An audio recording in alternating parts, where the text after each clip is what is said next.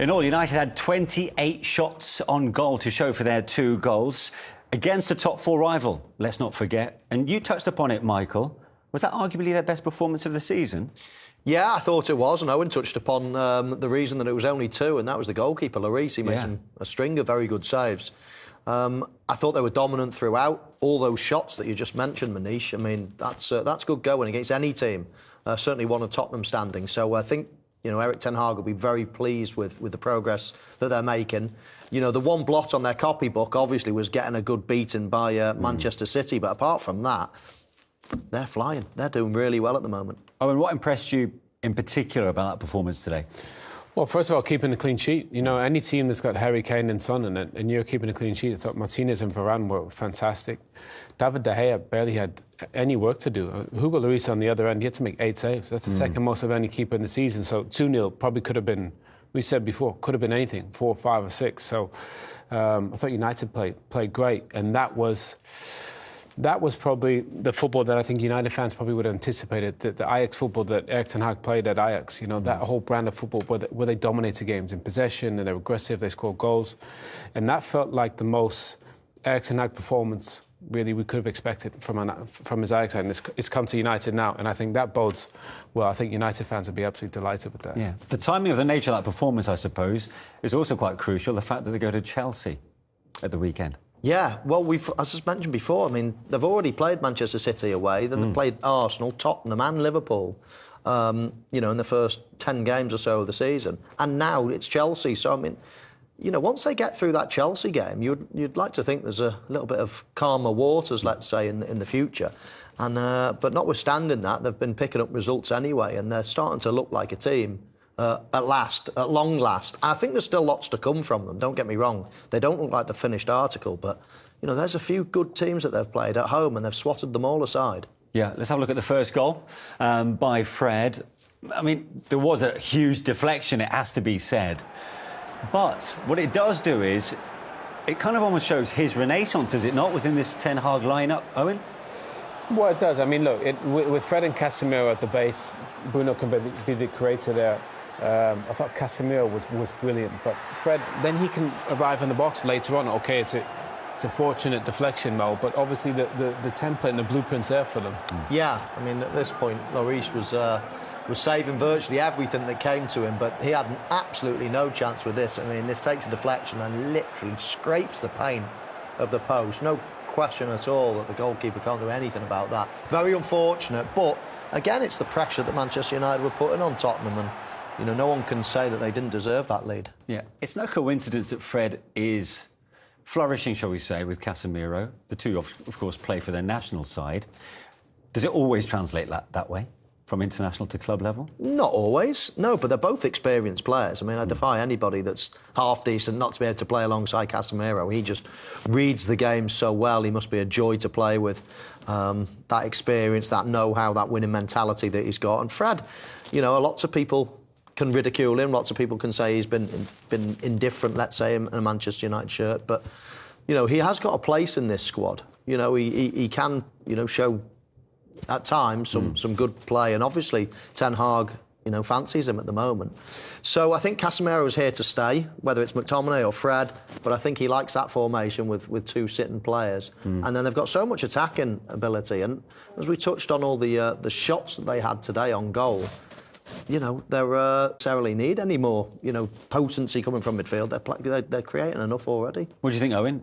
Is that a regular pairing to be fielded in the future? Well, probably. Depends on the opposition. Obviously, when you play a side... I mean, Eriksen's needed a rest. He's played virtually every game. But I think Casemiro's the one that's going to come and stay. I think he's going to play all the time. Martinez, obviously, and Varane and Casemiro in front with De Gea. That 4 together seems like a really solid block. And obviously, I think if they can keep clean sheets with the attacking players that they have... I know Ronaldo didn't start and didn't come off the bench and wasn't happy about it.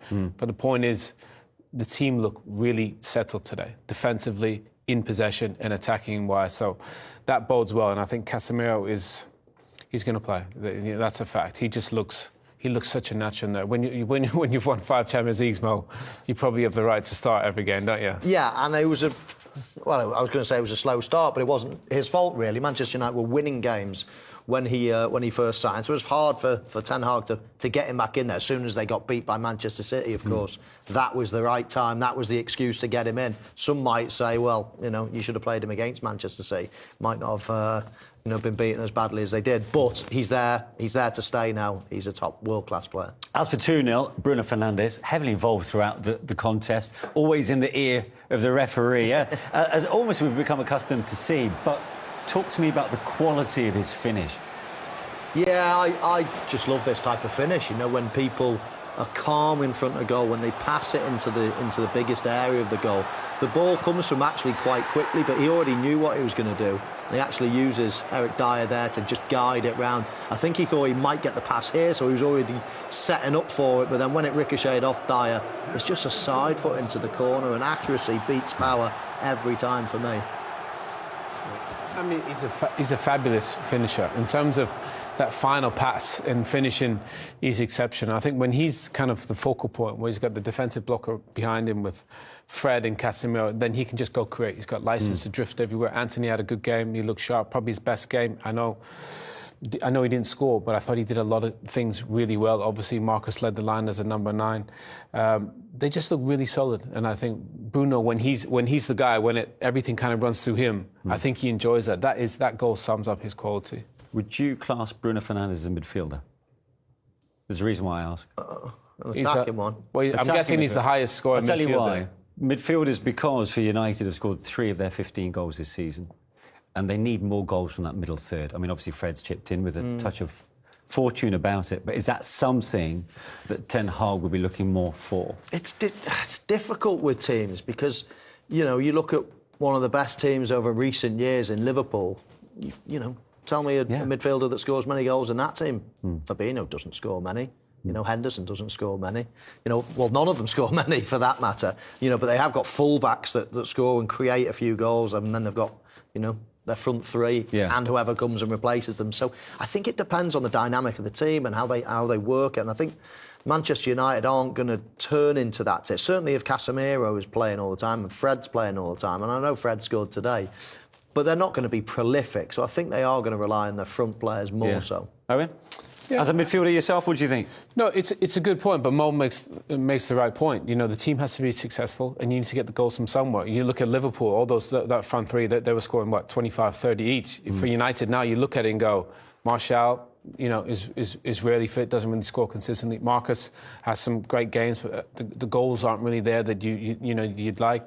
Cristiano is obviously he's barely featured. Anthony scored a few, so you're not getting one guy that's going to get you 15 or 20 or 30 as it stands. So maybe you do need more goals from midfield if you're not going to get a guy to get you 30 or 40. So you need to get the goals from somewhere. You don't get them from the fullbacks, really, the way United play. So at some point, somebody's going to have to step up and take the lead. Obviously Tottenham, you look at Kane and Son. Yeah. They don't have many goals outside of that. I think for United, they got a lot of good players. Who's going to be the guy? Mo was the guy that got you 30, 40 a season. I never scored that many, but I know what you mean. You've done him a service there. But you see, the thing is, they went into this game with a goal difference of -2. You know what I'm getting at is the fact that the overall goal output isn't kind of correlating with the type of quality players they've got in that attacking third. I mean, now it's 0 after the win today. Yeah, but Benish, they conceded, 4 off. They've had a couple of heavy 6 results. off City. That's the problem. If they keep clean sheets, and they start defending a little bit better, like they did against mentioned Arsenal, Liverpool, and now today. They'll be fine. United. Okay, there's not many cities out there that they're scoring 5 and 6 a game. But I think United, if they can keep clean sheets or only concede 1, that attack will score 2 or 3 a game. I'm sure of it. And could it easily have been a lot more? Wasn't it not for Hugo Lloris goal? Absolutely. I mean, he made a couple of saves that I thought, that one was for the cameras. But he also made a couple of saves that were out of this world. I think that one just hit the post, actually. But he gets a touch on that one. Yeah, you expect him to save it. This is a cracking save. Marcus Rashford hits it hard. And just a brief word on Rashford, though. I mean, in that situation, he's smacking everything way too hard. I think he can place that, and then he can place one later on as well. Here he makes a little bit of a meal of it, but he keeps it out the net. And again, one for the cameras, but there's a decent one here. This is one of his better ones, Owen. Yeah, that one was a great save. I think there's one coming up now. Yeah. This is from Marcus Rashford. Though I just think But that's a great save, though, isn't it? It is a good save, but I know what you mean. You place just side foot into the side ball net. all the time, down the middle. Thing is, when you have a worldie like that, you don't deserve to lose. Do you know what I mean? So he'll be disappointed. Obviously, he's had one of his best performances probably, and they've been beaten quite comfortably. Well, how disappointed is he? Let's hear from the man himself. Here is the Spurs goalkeeper, Hugo Lloris. Was 2-0 about a fair sort of result tonight? I believe the best team won. That's my only feeling for the moment. And then the scenario of the game helped Manchester United to get confidence into the second half. You know, we started the second half in a passive way. We conceded this goal, unfortunately, on the deflection, and then they use. Their fast players, you know, they were waiting a bit, and they used the space behind the defense, and that's one of their main quality, you know. So it was. I felt hard to play against Man U when we were 1-0 down, because with the space that they use in the right way, they could have scored more goals. You've been in good form throughout this season, but what was missing creatively, do you think? I don't know. The feeling today, we were capable to take risks from the back, to cut the pressure off, and then 1-0 down, because with the space that they use in the right way, they could have scored more goals. You've been in good form throughout this season, but what was missing creatively, do you think? I don't know. The feeling today, we were capable to take risks from the back, to cut the pressure off, and then in the final third of the pitch, we could not find the right pass, the right movement to create chances, and then we face an opponent that play at the best. That's also one reason. Don't know. We need to analyze as well and continue the process. It's still a long season, but we are disappointed. But also we have to be honest that today it was difficult to get more than non-point. 28 shots on goal is the most Antonio Conte has ever seen any of his sides concede in a league game over 90 minutes. And if it wasn't for that man, he kept it pretty respectable in the end, did he not? Yeah, he did. But, you know, I touched on it before. I'm disappointed when I watch Tottenham teams a lot of the time. I think they've got so much more quality than to sit back and be passive and counter-attacking. And, you know, and I've often seen, and even when they win, I just think that they've got more to offer. I think, you know, and don't get me wrong, he's a top coach, but the top coaches in the world, you know, play expanse, they play attack, they back their players, they give them confidence, they go and score goals. I just feel that Tottenham are very sit back and playing within themselves. And just almost invite teams on and hit on the counter. And I think they're too good for that personally. And I don't. That's the Conte way, though, isn't it? Well, yeah, and I don't like that way. Yeah. That's what I'm saying. Yeah. OK, you could have just said it like that. And talking of Antonio Conte, we'll be hearing from Spurs' coach.